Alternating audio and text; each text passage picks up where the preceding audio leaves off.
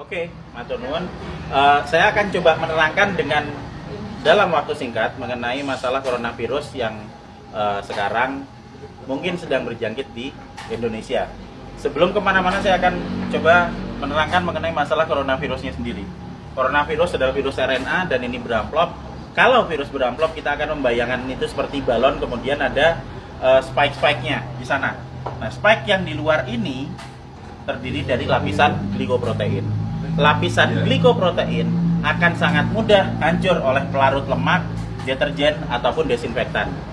Jadi coronavirus meskipun dia punya kemampuan untuk menyebar dengan cepat, dia tetap memiliki kelemahan. Kelemahannya apa? Kelemahannya akan sangat mudah hancur oleh pelarut lemak, oleh deterjen, oleh desinfektan. Sehingga jika kita sering cuci tangan, kita sering ngepel lantai dengan desinfektan atau dengan cairan untuk pel, maka virusnya akan hancur dan tidak akan menulari lagi. Nah, kemudian saya akan cerita gimana caranya coronavirus bisa menulari ke manusia. Coronavirus menular ke manusia itu lewat sentuhan dengan material-material yang sudah terjangkit virus pertama, terus kedua pada saat kita berada di keramaian, kemudian ada orang yang mungkin bersin, kemudian kita kena oleh kontak langsung, maka dia akan langsung bisa menulari kita. Tapi sekali lagi kita jangan terburu panik dulu. Kenapa? Karena coronavirus ini tidak seganas seperti yang dibayangkan atau yang ditampilkan oleh media. Kita akan selalu lihat di situ. Sekarang korban coronavirus seluruh dunia ada sekitar di 80.000 sekian penderita. Tapi dari 80.000 itu nanti yang meninggal itu ada sekitar 2.400 yang selalu hanya akan ada di kisaran angka 2-3%. Silakan nanti dilihat di data statistik mengenai seberapa banyak yang orang yang terkena coronavirus dan seberapa banyak yang meninggal. Yang meninggal selalu ada di kisaran antara 2-3%. Berarti sisanya sebanyak 97% itu selamat. Dengan deskripsi lebih detail, yang sakit 53%, sementara sudah ada yang mulai sembuh itu sebanyak 44%. Nanti kita akan cerita kenapa dia bisa sembuh. Jadi begitu coronavirus masuk ke tubuh manusia, maka dia akan menginfeksi sel saluran pernapasan. Hari pertama akan ada bersin-bersin, wajar karena itu sistem imun non spesifik yang bekerja. Hari kedua akan ada pilek. Hari ketiga dan keempat kemudian nanti akan ada demam. Hari kelima demam akan berlanjut dan jika badan kita fit, maka di hari ketujuh antibodi akan mulai dikeluarkan. Jadi kita akan belajar mengenai sistem imunologi basic di sini. Pada saat terkena pertama kali, maka tubuh perlu waktu 7 hari untuk memasukkan data mengenai virus yang masuk ke sini ke sel memori. Di hari ketujuh ini ada antibodi. Hari ketujuh antibodi akan meningkat, akan keluar di sini hari ketujuh. Hari ke-14 dia akan naik sampai ke atas maksimal.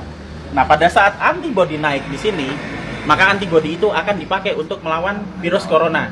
Karena antibodi sifatnya spesifik. Antibodi anti corona hanya bisa dipakai untuk menangani virus corona.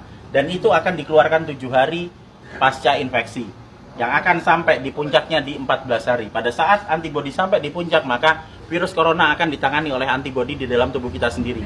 Karena virus hanya bisa ditangani oleh antibodi. Beda dengan bakteri. Bakteri bisa pakai antibiotik, virus nggak mempan. Hanya oleh antibodi. Dan nanti antibodi akan berlanjut turun sampai di minggu ketiga. Apa yang terjadi di minggu ketiga pada saat antibodi sudah mulai turun? Berarti infeksi yang ada di dalam sudah ditangani oleh antibodi yang tumbuh dalam kondisi maksimal di umur 14 hari tadi. Jadi sesudah 21 hari otomatis virus yang ada di dalam badan kita sudah tertangani. Apa yang terjadi kalau nanti ada serangan virus lagi? Jika ada serangan virus lagi, data yang ada di sel memori akan dikeluarkan sehingga respon imun kedua akan berlangsung 24 jam sesudah paparan. Jadi misalnya saya sudah pernah kena corona dan saya bisa bertahan hidup sampai 14 hari, maka saya akan kebal seterusnya. Dan berikutnya jika saya kena virus corona lagi, kita nggak perlu nunggu sampai 7 hari sampai antibodinya keluar. Sekarang kena, maka besok antibodi sudah dikeluarkan. Itu sebabnya 44% orang bisa sembuh bahkan tanpa vaksin karena vaksinnya belum diketemukan.